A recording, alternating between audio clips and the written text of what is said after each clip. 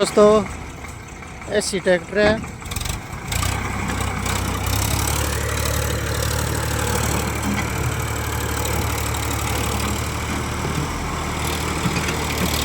DI 350 MG machine से निकालना पड़ा, दलदल हो चुकी है।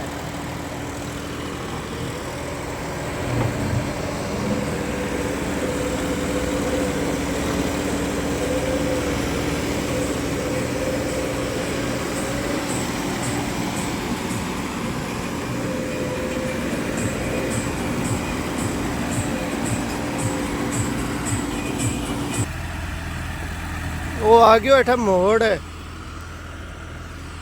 खतरनाक मोड़ है। ट्राला टायर बैठता ही आने लग रही है।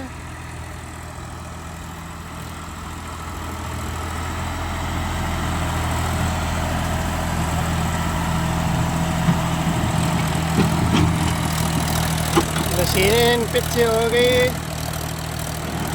टायर बैठ गया, ठोकर आ गई।